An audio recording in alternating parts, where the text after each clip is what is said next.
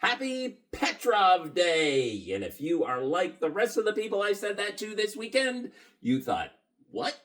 Happy Petrov Day. We are celebrating Stanislav Petrov. Hopefully I've got all my facts correct. So he was a lieutenant colonel in the USSR Air Force Command. In 1983, he was stationed at a listening post outside of Moscow. Their job was to monitor the satellites that were monitoring to see if there were any missile launches from the United States.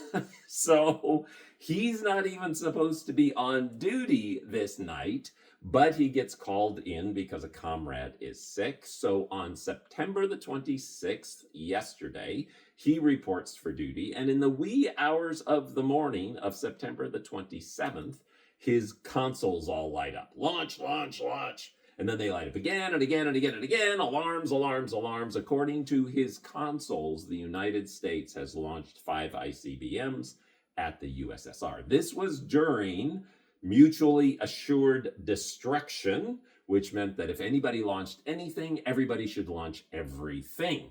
So he's sitting there, he's looking at this, he knows what the consequences are, but there's things about it that just don't make sense. He can't figure out why would the US only launch 5? Because he's not only a line officer in the military, he's also an engineer. So he's thinking like an engineer. He had seen some things in the early warning system that he didn't like. He was wondering, is this really accurate? So he's got a choice. And he decides that he's not going to report this as nuclear missile launches. And then he waits. Now, I've read some reports that he actually called people and told them that it was a false alarm. I've read other reports that say, no, he just didn't report it. I don't know. One way or another, he did not tell his superiors that there had been a missile launch. And because of that, he probably prevented World War III.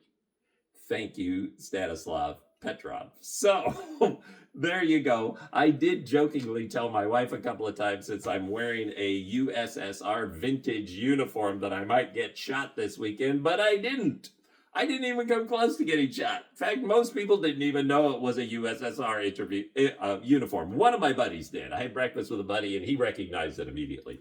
The other encounter I had where the person knew it was a USSR uniform was my hairdresser, who cuts my hair every 3 years so that I can donate it. I happen to know she was from Ukraine. I swing by every week and say hello. As I was walking in yesterday, I thought, oh, this will be interesting. And as soon as I walked in and she saw me, her eyes got big. She said, that's USSR. I said, it is. Just wait. I said, let me tell my story. By the time I get my story done, hopefully you will agree that it's worth celebrating this man. The other thing that just lovely that happened is I decided to do this late. So it was like 2 weeks ago I decided to do this. Well, now I got to get all this put together. Out to eBay, found a bunch of stuff, ordered a uniform, didn't expedite it. Things were getting a little long in the tooth, so I wrote the seller. I said, say, is there any way I could change this? This is what I'm doing. We're celebrating Petrov Day. They wrote me back a lovely note and said, thank you for sharing your story. We're going to expedite this for you. We'll make sure it gets to UPS today. And I was going, thank you. That store is called, and I don't know how it's pronounced, but it's Marazus, maybe Marazus. So thank you again so much for that. It was a great success. We had lots of fun. Happy Petrov Day.